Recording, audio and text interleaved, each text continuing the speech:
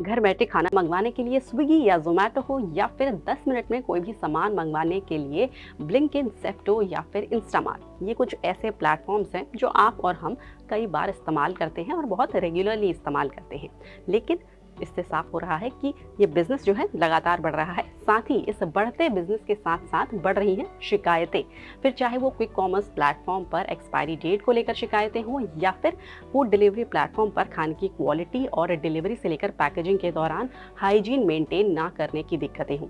और इन्हीं दिक्कतों को ध्यान में रखकर अब FSSAI यानी कि जो फूड रेगुलेटर है, food safety and standards authority of India, इसने एक कड़ा रुख अपना लिया है, कई कार्रवाई कर रहा है और आगे चलकर भी नए नियम बनाने वाला है। क्या कर रहा है FSSAI और किस तरीके से इन प्लेटफॉर्म्स पर नज़र रखी जा रही है कड़ी, इनको एक एक बारी डिटेल में समझ लेते हैं। सबसे पहले बात करते हैं क्विक कॉमर्स प्लेटफॉर्म की। तो हाल ही में ये शिकायतें सामने आ रही थी कि जो क्विक कॉमर्स प्लेटफॉर्म्स हैं जैसे इंस्टामार्ट, ब्लिंकिट और ज़ेप्टो, इन पर जो प्रोडक्ट्स हैं उनकी एक्सपायरी डेट को लेकर जानकारी ठीक तरीके से या तो नहीं दी जा रही थी या दी ही नहीं जा रही थी। ये नियमों का उल्लंघन है। इन प्लेटफॉर्म्स को दरअसल वही प्रोडक्ट्स लिस्ट करना अलाउड है जिनमें या तो 30% की मिनिमम 30% की शेल्फ लाइफ हो, या फिर जो एक्सपायरी डेट है वो 45 दिन बाद की हो। इन शिकायतों के बाद अब FSSAI ने इसी तरह के कई प्लेटफॉर्म्स के जो 100 रिप्रेजेंटेटिव्स हैं उनके साथ बैठक की और इस बैठक में साफ कर दिया कि या तो आप जो नियम है उनका पालन करिए या फिर बिजनेस ही छोड़ दीजिए। FSSAI ने साफ किया है कि जो मिनिमम यहाँ पे रिक्वायरमेंट्स रखी गई हैं एक्सपायरी डेट को लेकर, उनको फॉलो करना ही होगा। अब इन कंपनीज ने अपना पक्ष सामने रखते हुए कहा कि जो उनका बिजनेस मॉडल है, यानी कि जो 10 मिनट डिलीवरी का बिजनेस मॉडल है, उसे सपोर्ट करने के लिए और वो ज़्यादा से ज़्यादा प्रोडक्ट्स लिस्ट कर सके इस तरीके के बिजनेस मॉडल में, इसके लिए रूल्स में थोड़ी ढिलाई दी जानी चाहिए।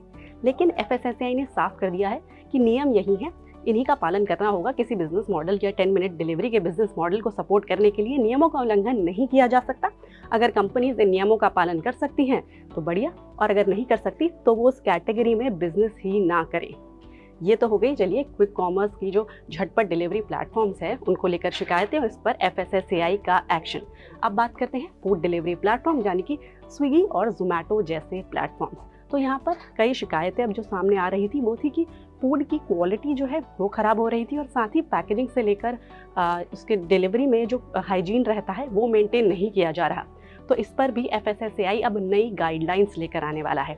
FSSAI के एक वरिष्ठ अधिकारी ने बताया कि ये इंश्योर करना कि जो डिलीवरी पार्टनर्स हैं वो हाइजीन मेंटेन कर रहे हैं और जो फूड सेफ्टी से रिलेटेड रूल्स हैं उनको फॉलो कर रहे हैं, ये इनका पालन करना, इंश्योर करना है जिम्मेदारी फूड एग्रीगेटर्स यानी कि जोमेटो और स्विगी की।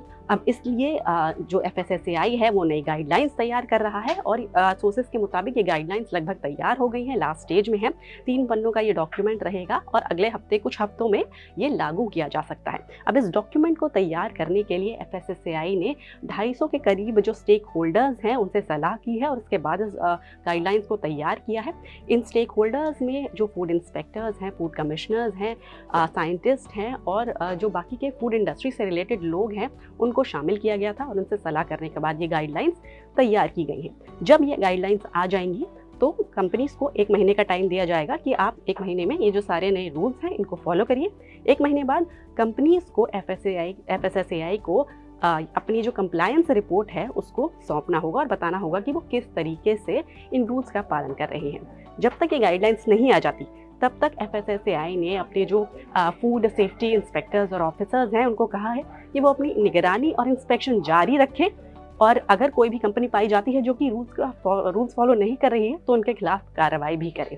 तो क्या आपने इन प्लेटफॉर्म से रिलेटेड कोई शिकायत फेस की है? आपका एक्सपीरियंस कैसा रहा है? हमें कमेंट करके बताएं और आपके काम की ऐसी और जानकारी के लिए NDTV प्रॉफिट हिंदी को जरूर सब्सक्राइब करें।